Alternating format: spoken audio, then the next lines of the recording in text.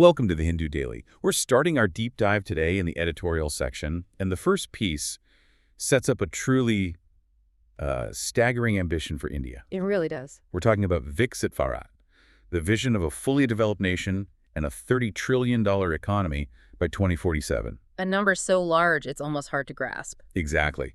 And we usually hear about this through the lens of, infrastructure spending, manufacturing targets, digital growth. The hard metrics, yes. But this editorial argues that this whole massive project, this entire superstructure, it risks being built on quicksand if we don't make a really sustained, evidence-based investment in human capital. That's the core message, and it's a powerful one. It suggests that macroeconomic targets alone, or even political slogans, just aren't enough to get there. So it's not just about building roads and factories. Not at all. In fact, the article reframes the entire debate. It looks at early childhood care and development, ECCD, not as some sort of welfare program on the side. Not a social safety net. Precisely. It frames it as a strategic economic imperative, a core investment. And to understand the scale of what they're proposing, you have to look at this concept of the first 3,000 days. Okay, the first 3,000 days, that's from conception all the way up to 8 years old. That seems like a huge developmental window. It is. But the science behind it is what makes it so critical for, a $30 trillion economy 2 decades from now. So what's happening in that period? It's all about neuroplasticity. Specifically, the first 1,000 days, so from conception to a child's second birthday. That's the absolute peak. That's the most critical phase. It's foundational. An incredible 80 to 85% of a child's entire brain architecture develops in that tiny window. 85%, that's just astonishing. It is. And it means if a child experiences severe deprivation or neglect during this phase, the damage, cognitive, emotional, even physical, is often irreversible. So we're talking about lost potential that's basically hardwired into a person before they even get to preschool. That's exactly it. It's a structural deficit that follows them for life. But, there's always a political challenge here. Election cycles tend to reward things you can see. Right? A new bridge, a new highway. Tangible projects. How do you get political buy-in for an investment like ECCD that really only shows its major returns 15 or 20 years down the line? That is the classic challenge. But the long-term data from other countries gives us a pretty clear answer. The economic gains are immense. They're durable, and they're even intergenerational. So there are models for this. Oh, absolutely. Yeah. The source points to successful programs in the U.S., Nordic countries. Think Finland and South Korea. The data from these places shows that kids from these well-prepared cohorts, they achieve more in school, they participate more in the workforce, and they command much higher incomes as adults. And for the state, that's a double win. It's a huge dual benefit. On one hand, you reduce future state spending, less need for remedial education, fewer specialized health services, and on the other hand, you massively expand the tax base. It's a win-win that also strengthens social mobility. Of course, India does have a foundation here. We've had things like the Child Survival and Safe Motherhood Initiative, the Reproductive and Child Health Program. And those were focused heavily on reducing mortality. Right. And ICDS, the Integrated Child Development Services, which is now Mission Saksham Anganwadi and Pupashan 2.0. That's been a safety net for a long time. And we can't downplay those successes. They were undeniable achievements in survival, literally keeping children alive. But the critique in this article is that these interventions were fragmented. And narrowly focused. Exactly. Focused on the survival metric, rather than helping children reach their full developmental potential.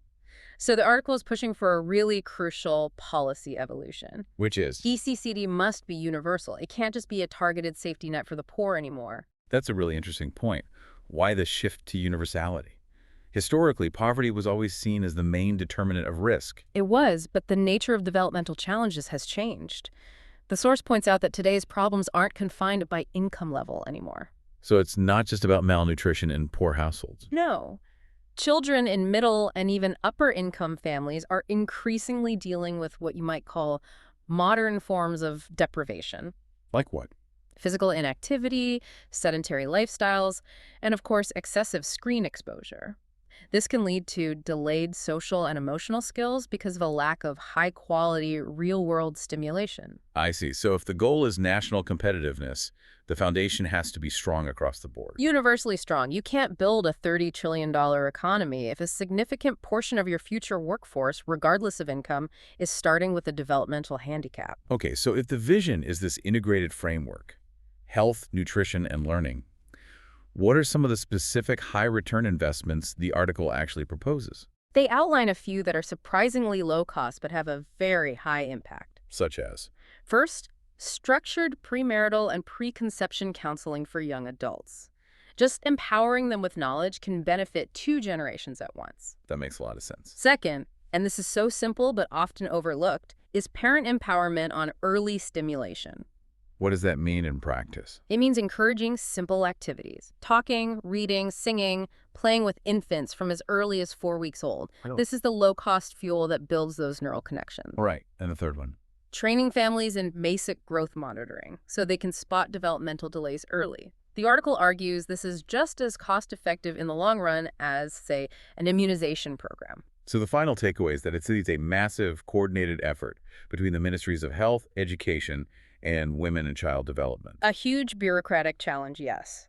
But one that, the source argues, must be supported by a citizen-led movement to make it a true national priority. All right, shifting our focus from the very first days of a learner's life right up to the highest level of education. The second editorial tackles the urgent need for some sweeping reforms in higher ed. It's a huge topic, and the author kicks it off with a great quote from the ancient poet Tiruvalluvar. About education's social relevance. Exactly. And it's so fitting because India's higher education system is just colossal. We're talking over 1,000 universities, crores of learners, but the regulatory framework, well, it's widely seen as having failed to keep up. So what's the core of the problem that the source identifies? It's a classic case of bureaucratic overregulation. You had this fragmented structure, the UGC for general education, AICTE for technical courses, NCTE for teacher education. All separate bodies. Yes, with overlapping and, often conflicting mandates, it created this compliance maze for institutions. So they were spending all their time on paperwork. Precisely. They were forced to prioritize paperwork and process over their actual purpose, which should be teaching, research, and innovation. This sounds exactly like the kind of bottleneck that the National Education Policy, the NEP 2020, was trying to fix when it called for a light but tight regulatory framework. That's the connection. And the proposed mechanism to do this is the Viksit Shiksha Adhishthan Bill 2025. So this is the big structural solution. It is. The bill aims to repeal the old UGC, AICTE, and NCTE acts entirely. It proposes this new apex umbrella body, the Viksit Shiksha Adhishthan. But the key is how it's structured, right? Absolutely. It divides the functions into 3 distinct separate councils, one for regulation, one for accreditation, and a third for setting standards. And that separation is designed to avoid conflicts of interest. Exactly. It lets the regulatory focus shift from just controlling inputs, like how many classrooms you have, to being accountable for outcomes. What are your students actually learning? And accountability is enforced through transparency and technology. That seems key to avoiding the old problems of, discretion and delays. It's central to the whole idea. The system is built on public self-disclosure. It mandates a tech-enabled single-window system where every single institution has to continuously publish its key data. Everything from governance structure to finances. Everything. Governance, financial health, faculty details, program offerings, and critically verifiable outcomes. This mandatory transparency is meant to reduce the need for intrusive inspections. So let's talk about the 3 big outcomes this bill is supposed to trigger. First up is youth empowerment. Right. So by streamlining all that regulation and cutting the cost of compliance, the goal is to expand access to high-quality, innovative institutions. That should boost the gross enrollment ratio. And it frees up the institutions themselves. Yes. The source stresses that they can then shift their energy towards things like interdisciplinary and flexible learning structures. And importantly, the framework empowers students with robust grievance mechanisms and feedback channels. So students become active stakeholders. Exactly. They're demanding quality, not just passively receiving a degree. The second outcome is global alignment. This is about meeting international benchmarks. And building international credibility. A unified, clear set of standards helps accelerate the adoption of global best practices. This makes it easier for Indian students and faculty to move globally. And it also helps attract talent to India. It's crucial for that. A coherent quality framework is essential if you want to attract top international talent and students. It ensures that Indian qualifications actually meet global benchmarks, which could help reduce the brain drain incentive. And finally, modernizing governance through autonomy. This is really the ultimate goal of that light but tight philosophy. The transparent, faceless system is designed to reduce delays and discretionary power. So good performers get more freedom. When your performance is publicly verifiable, the regulator can grant what's called differentiated autonomy to the well-performing institutions. This lets diverse educational models thrive without compromising on core quality. It's a move away from one-size-fits-all control. Moving now into our opinion section, and we're pivoting to global climate finance and trade. This is a big one. A huge milestone, really. At COP29, the carbon markets under Article 6 of the Paris Agreement were finally and fully operationalized. This is the big transition away from the older and often criticized Clean Development Mechanism, or CDM. And for India, this became official in August 2025. They signed the Joint Crediting Mechanism, the JCM, which operationalizes the Bilateral Market Mechanism, Article 6.2. This is significant, and the source argues it's about more than just a new way to get climate finance. Much more. The operationalization of Article 6, both the bilateral and the multilateral markets, is being framed as a lever. A lever for what? To accelerate a low-carbon industrial and technological transformation. The argument is that the real prize for India isn't just the money from carbon credits. Right. It's the ability to use these Article 6 partnerships to secure advanced tech transfer and build resilient, carbon-aware trade relationships in what is an increasingly carbon-constrained world. And what's fascinating here is how strategic India's approach seems to be. They didn't just open the floodgates. No, the government was very specific. They identified 13 eligible high-end activities for credit generation over the next 3 years. And these aren't just simple fixes. Not at all.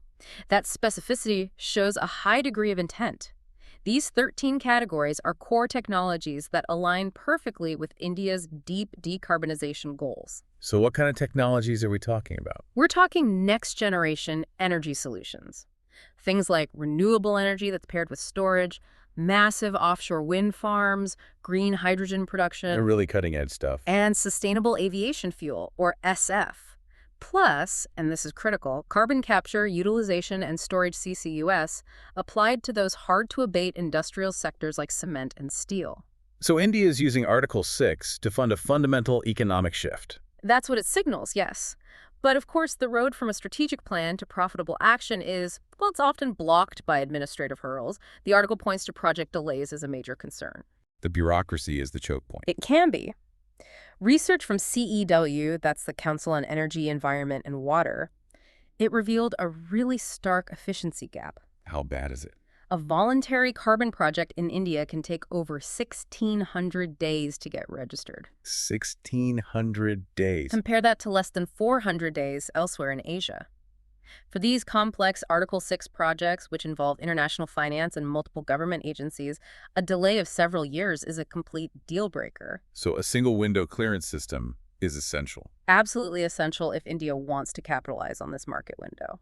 And beyond just faster clearances, what other policies are needed to really strengthen the domestic framework here? Domestically, there has to be absolute clarity. Clear, legally binding rules for issuing letters of authorization and for applying what are called corresponding adjustments. And that's to prevent double counting of emissions reductions. Exactly. That's key for international credibility. The source also argues for actively building up the carbon removals market. So not just reducing emissions, but actively removing carbon from the atmosphere. Right. Things like biochar production and enhanced rock weathering are gaining value globally.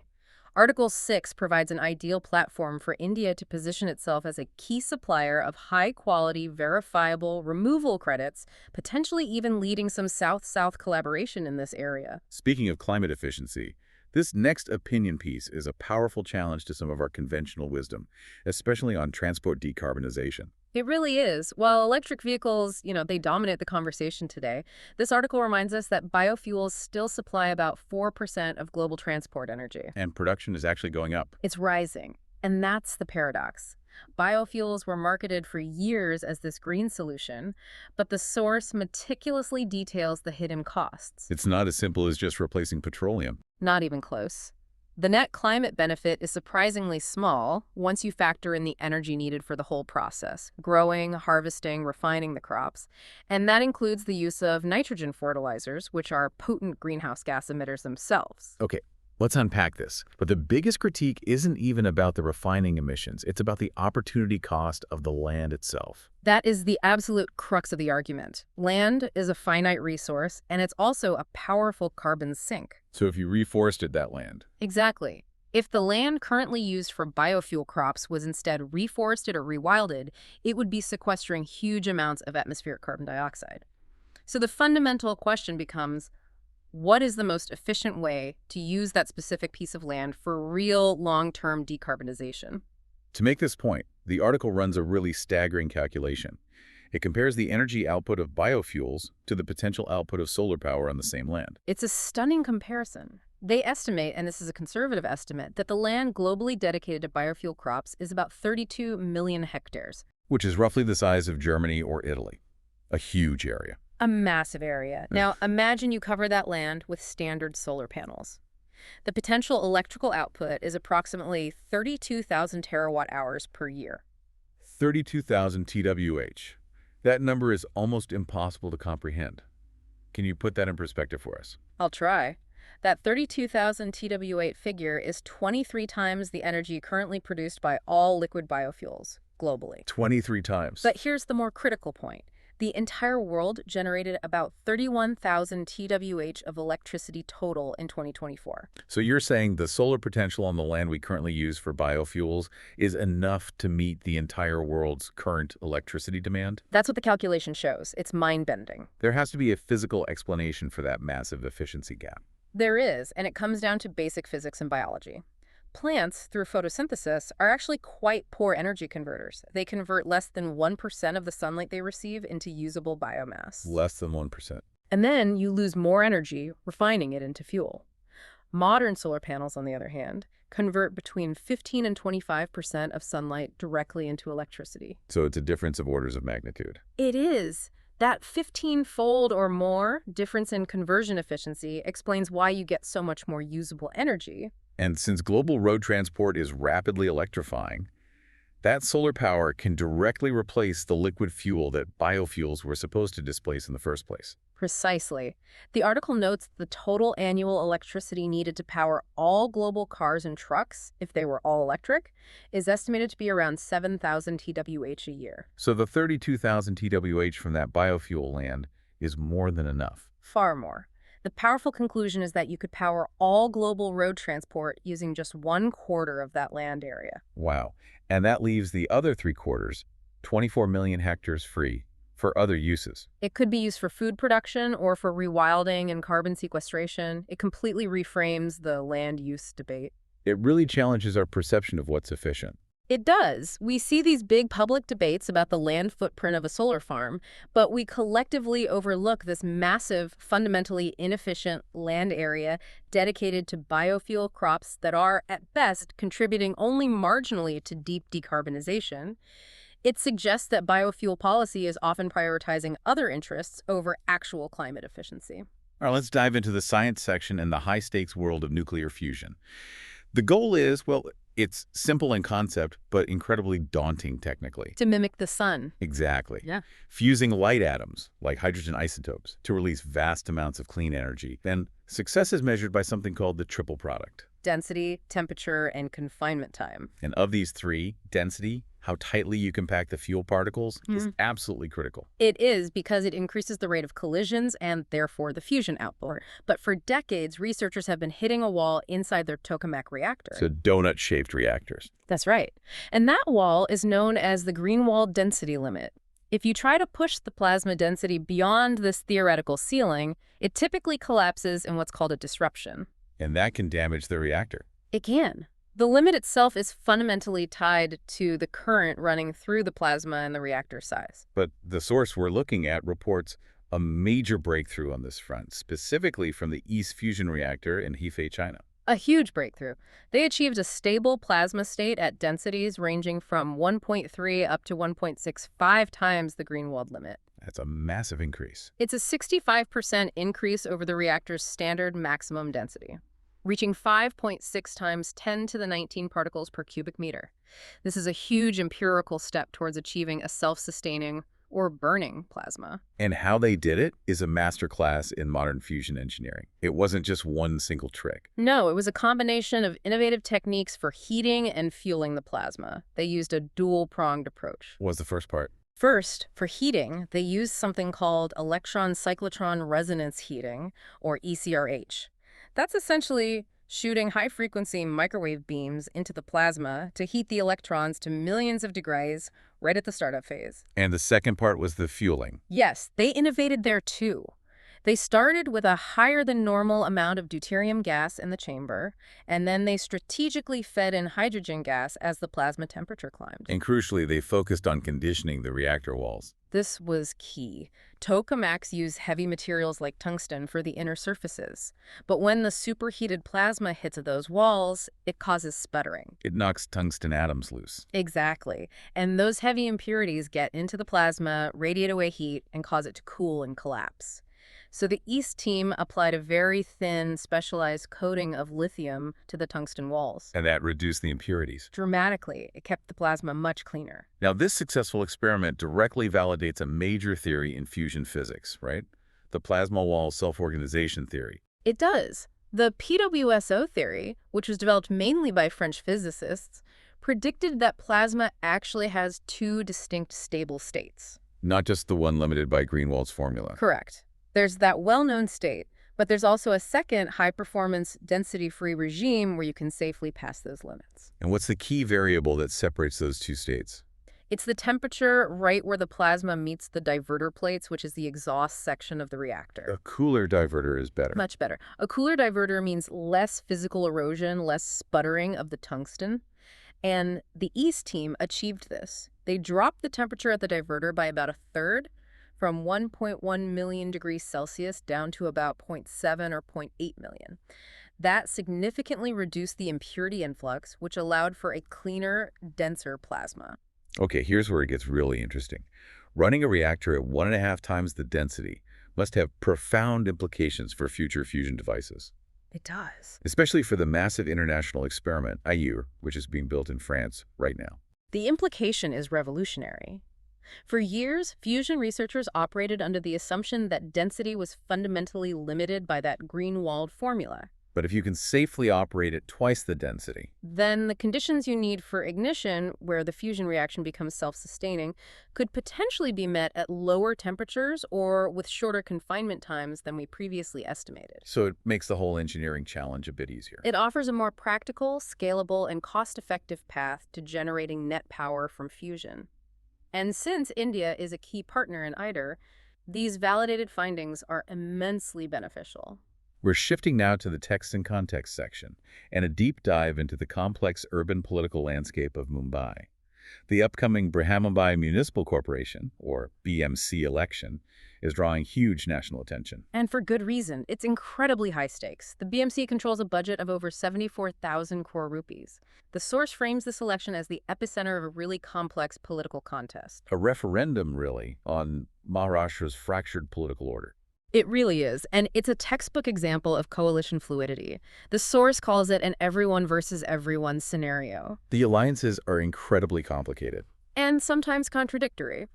The central emotional drama, of course, is the high-profile, and I think many would say awkward, reunion of Uddhav Thackeray's Shiv Sena and Raj Thackeray's MNS. Trying to invoke that unified Marathi pride and a legacy of Balasaheb Thackeray. Exactly, to challenge the ruling Mahayuti alliance. But even as that's happening, the other major state-level alliance, the MVA, is fractured at the local level. Right, the Congress Party broke ranks. They did. They rejected the MNS tie-up, calling it communal. So they broke from their state allies and formed a new coalition with the Vanchit Bahujana Ghati, or VBA. A strategic move to consolidate the Dalit minority vote. The VBA is contesting 62 seats. It shows how local calculus can often trump state-level unity. Meanwhile, the ruling Mahayuti, the BJP, and the Shinde Sena are just showing raw organizational dominance. They already have a big lead. A huge one. They've secured 68 unopposed civic seats already, 44 of which went to the BJP alone. It's a clear signal of their organizational strength and momentum. And then you have the complexity of the Ajit Pawar factor with the NCP. Right. His faction of the NCP is contesting 94 seats alone in the BMC election. This means they are actively competing against their own Mahayuti partners, the BJP and the Shinde Sena, in this specific local election. That is just incredibly fluid. It highlights the profound instability that's characterizing Maharashtra's politics right now. The article traces the decline of the old Shiv Sena fortress back to the 2017 election, even before the party officially split. That's identified as the key inflection point. The 2017 election shattered the traditional two-way contest. The BJP surged from just 31 seats all the way to 82. A clear sign of its ascent. It was. And while the Sena won 84 wards, they failed to cross the majority mark, which forced them into a post-poll dependency on the BJP. And Raj Thackeray's MNS collapsed in that election. Collapsed completely, from 28 seats down to just 7.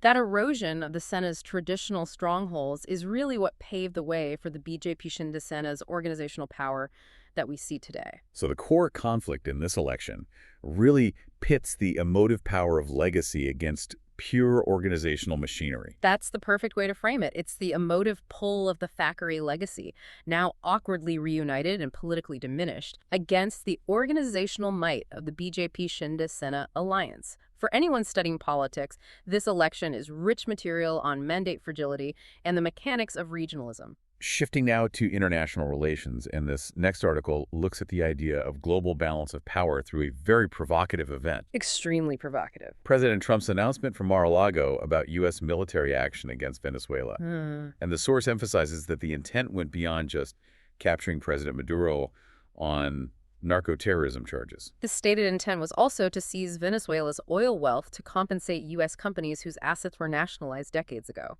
And the source is crystal clear on the legal interpretation of this. It calls it a flagrant violation of international law, specifically a direct contravention of UN Charter Article 2.4, which prohibits the use of force against a sovereign state. Prohibits the use or threat of force against the territorial integrity or political independence of any state. Yes, except in very specific circumstances. And if we connect this to the bigger picture, the article argues this kind of unilateral action signals the breakdown of the post-World War II global balance. That's the core argument. That old structure, for all its flaws, relied on a bipolar architecture. You had the U.S. and the Soviet Union acting as necessary countervailing forces, ensuring neither could act completely unchecked. Precisely. And the source offers some powerful historical examples of what that actually looked like in practice. Like the 1971 Bangladesh War. A perfect example. When the U.S. deployed the 7th Fleet to the Bay of Bengal to intimidate India, the Soviets sent a counter-deployment of destroyers and nuclear-armed submarines. It effectively neutralized the threat. And a similar thing happened in the 1973 Yom Kippur War. Yes, a direct threat from Brezhnev to deploy Soviet airborne divisions prompted a nervous U.S. to declare DEFCON 3. It forced a diplomatic intervention that saved the Egyptian army. These were classic examples of one superpower balancing the other. But since the Soviet collapse in 1991, that balance has vanished. We're in a unipolar reality. And the U.S. has been increasingly emboldened to undertake preemptive actions and regime change in places like Iraq, Libya, Syria. The source notes that right now, only China has the potential scale to emerge as a meaningful counterbalance. Perhaps through a loose Russia-China axis. Perhaps, though the long-term strategic depth of that partnership is, uncertain. And the article concludes by linking this unipolar reality directly back to India's strategic imperatives. What's the takeaway for India? Given that the sole superpower has shown a willingness to disregard international norms, India's path must be clear. To achieve strategic autonomy, India needs an imaginative and out-of-the-box strategy focused on rapidly building up its own indigenous military-industrial complex. Staying in that realm of global infrastructure, this next piece addresses the idea that data is the new oil and the risk that comes with it. The risk that India could become a dumping ground for poorly designed, resource-intensive data centers. It's a concern that mirrors traditional trade dumping. Yes, where economically tempting but environmentally or socially problematic infrastructure is offloaded onto places with lax regulations. And this is a critical risk because data centers are essential, but you have to differentiate between good and bad governance. So the article defines what a good data center looks like. It does. A good DC is strategically located with reliable power, and importantly, it pays for the necessary grid upgrades itself. It's designed for high utilization, uses efficient cooling like ambient air or liquid cooling for AI, and minimizes its use of potable water. And its performance is measured and publicly audited. And a bad DC. A bad DC might be technologically fine, but an environmental disaster because of its location. For instance, putting a facility that uses evaporative cooling in a water-stressed area. That's environmental dumping. And the source gives an example of this. It cites the Google Cerrillos project in Chile, where strong local resistance over water usage forced the company to switch to a less water-intensive air-cooled design. It sounds like organized resistance in the developed world is making the global south a tempting target for these projects. That's exactly the dumping temptation. And India is seen as particularly high risk because local governments are aggressively courting data centers with big incentives, Land concessions, cheap power. expedited environmental clearances. All this despite India's high water stress and, historically inconsistent enforcement of environmental regulations And capacity is projected to grow rapidly. to over 4.5 gigawatts by 2030, which compounds all these risks. So for listeners who want to ensure responsible development, what are the practical signs of bad governance to watch out for? The source outlines 4 critical red flags. First, incentives that create a race to the bottom, big subsidies or exemptions from normal processes. Data centers should be designated heavy infrastructure with mandatory buffer zones. What's the second red flag? Hidden costs. If a municipality lets a DC add massive power loads without making the operator pay for grid upgrades, then households end up cross-subsidizing the DC through higher tariffs or less grid stability. Third is water misuse. Yes. Locating in arid areas without a binding water budget is a huge red flag. They need contingency plans based on local conditions. And the fourth sign? Secrecy. People should be wary of NDAs involving public utilities or if environmental filings are hard to access.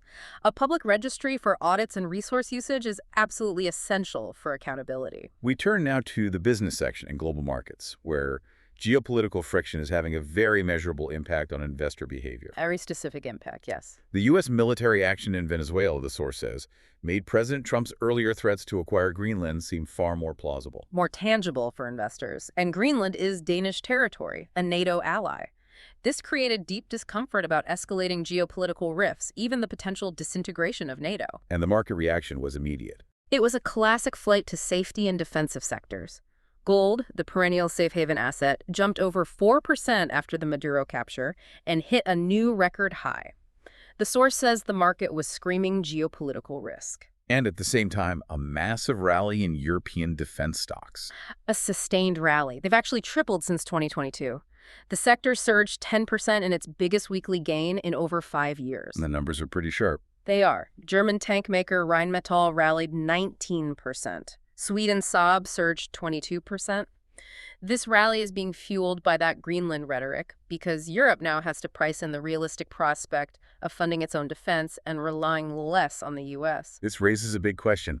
How hard is it for investors to actually price in these low-probability, high-impact risks? It's notoriously difficult. As one manager on the piece noted, if you position a huge portfolio for something with a 1% chance of happening, you know you're going to be wrong 95% of the time. So the market reacts to the trigger, not the probability. Exactly. The immediate rush is usually to the dollar and U.S. Treasuries, that classic flight to safety. But the article suggests a potential long-term consequence that could threaten the dollar's status. That is the critical long-term implication. If the U.S. is seen by its allies as breaking the rules of the road, say, by coercing or seizing Greenland, a NATO member, it fundamentally shakes confidence in the entire global security order. And that could cause the dollar's reserve status to fade. It could. It could cause capital to eventually shift away from U.S. assets and back towards established markets in Europe and Asia. So what would be the catastrophic trigger for that ultimate market shift? The source clearly differentiates between the Venezuela action and a potential Greenland seizure. Seizing Greenland by force would be the true big deal because Denmark is a NATO ally. That would spark extreme risk aversion, an unprecedented rally into treasuries, and a major sell-off in European government bonds, which would no longer be seen as safe haven assets. And finally, we wrap up in Asia, with Japan's urgent drive to curb its reliance on China for critical rare earth minerals. These are the minerals that are vital for basically everything in modern technology.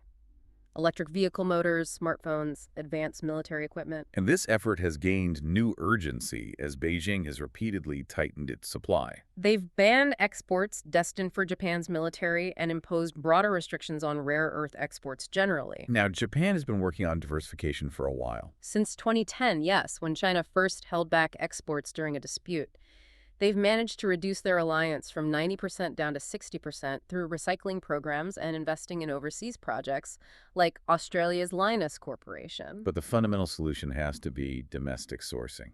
That's what analysts agree on. To achieve true sovereignty, it has to come from home. And that leads us to the current technological challenge. The Japanese mining ship, the Chikyu, which has departed for Minamotori Island. This mission is a huge technological leap. The Chikyu is attempting the world's first continuous lift of rare earth seabed sludge from abyssal depths. We're talking about 6 kilometers deep. 4 miles deep. Recovering minerals from those conditions would be a major achievement and a key step in securing a domestically controlled supply chain. So what does this all mean? Why is this deep-sea mining project so fundamentally important for Japan? It addresses the single biggest threat to Japan's key industries: heavy rare earths.